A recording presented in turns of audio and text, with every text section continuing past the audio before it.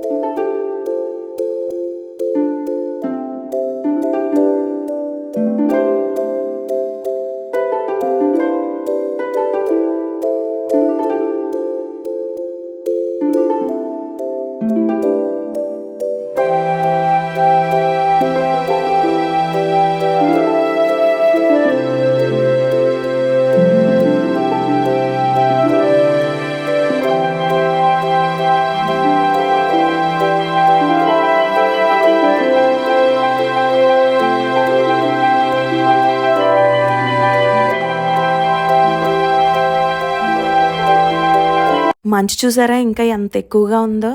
మనకి వెహికల్ రావడానికి కూడా రోడ్డు సరిగ్గా కనిపించదండి ఈ మంచులోని. అయితే ఈ వ్యూ పాయింట్కి రావాలనుకుంటే మన సొంత వెహికల్స్ ఏమైనా తెచ్చుకున్నా కూడా పైకి రావడానికి అవ్వదు. వాళ్ళు కూడా పైకి రానివ్వరండి. అక్కడ జీపులు ఉంటాయి. ఇలాంటి జీపులు ఒక పర్సన్కి 100 రూపీస్ చొప్పున తీసుకుంటారు. ఈ జీపులో అయితేనే మనం పైకి రావడానికి అవుతుందండి. మన వెహికల్తో అయితే పైకి అస్సలు రాలేమండి. రోడ్డు అస్సలు బాగోదు. మొత్తం రోడ్డు అంతా చిన్న చిన్న రాళ్ళతో ఉంటుంది. ఇలాంటి జీపులు అయితేనే పైకి రాగలుగుతాయి. అది కూడా మనం ఏమైనా వెహికల్ తెచ్చుకున్నా కూడా, ఒకవేళ పైకి తెచ్చుకున్నా కూడా అసలు వెహికల్ పాడైపోతుందండి. ఇలాంటి జీపులు అయితేనే పైకి రాగలుగుతాయి. మేము మార్నింగ్ జీప్లో రావటం వల్ల ఇప్పుడు కొండ దిగడానికైతే వాక్ చేసుకుంటూ దిగిపోదామని చెప్పేసి మేము నడుచుకుంటూ దిగిపోతున్నాం అండి కిందకి. చూడొచ్చు రోడ్డు అంతా ఇలా ఉంటుంది.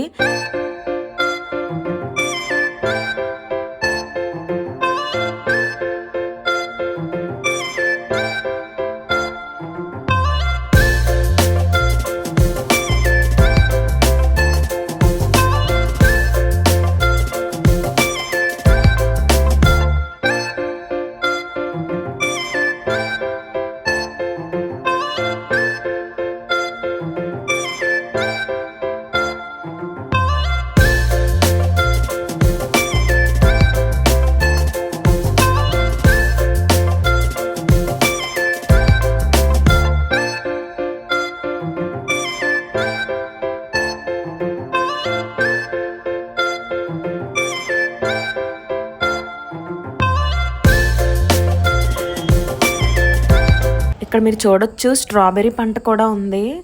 ఆ చివరి వరకు స్ట్రాబెర్రీ ఇంకా రాలేదు. మొత్తం మొక్కలేనండి ఇవంతా స్ట్రాబెర్రీ పంట చివరి వరకును.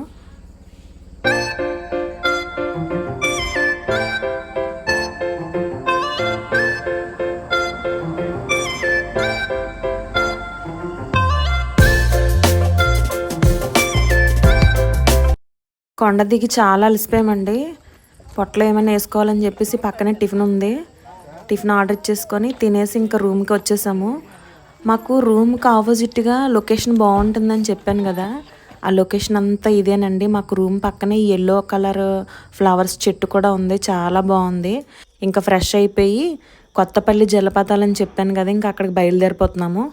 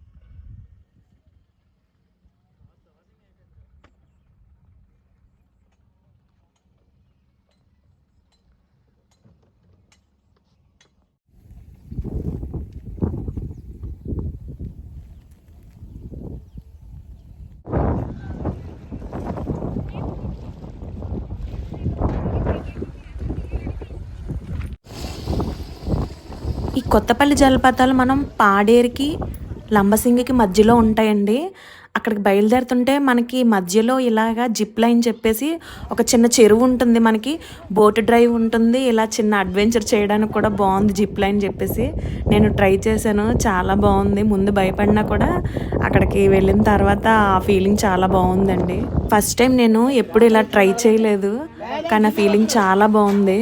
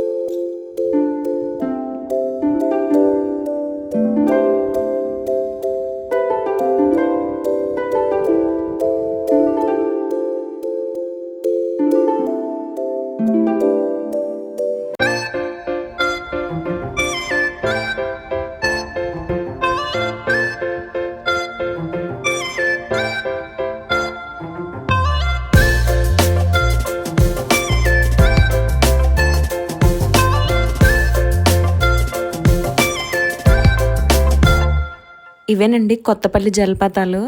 ఫ్యామిలీతో అయితే చాలా ఎంజాయ్ చేయొచ్చు, చిన్నపిల్లలు అయితే చాలా హ్యాపీగా ఫీల్ అవుతారు ఇక్కడికి తీసుకొస్తే మాత్రం.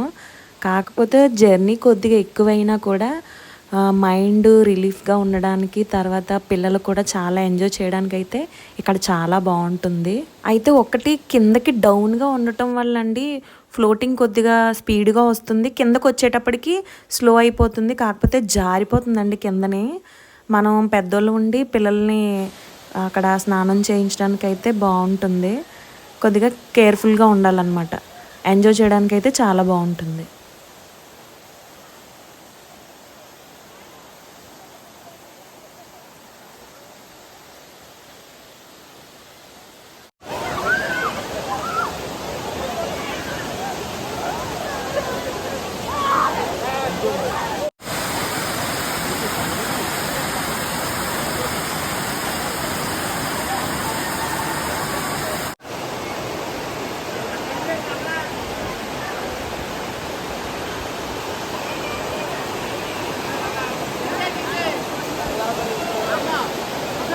వీడియో చివరి వరకు చూసినందుకు ధన్యవాదాలండి. వీడియో నచ్చిందని అనుకుంటున్నాను. నచ్చితే లైక్ చేయండి, షేర్ చేయండి, కామెంట్ చేయండి, మన ఛానల్ని సబ్స్క్రైబ్ చేసుకోండి. నర్సీపట్నం మీద నుంచి మనం లంబసింగి వచ్చాం కదా, ఇప్పుడు మళ్ళీ మనం పాడేరు మీద నుంచి ఘాట్ రోడ్ ద్వారా మేము కింద దిగాల్సి ఉంటుంది. వీడియో చివరి వరకు చూసినందుకు ధన్యవాదాలు. ఇది అమ్మవారి టెంపుల్ అండి, మోదకొండ అమ్మవారి టెంపుల్, పాడేరు.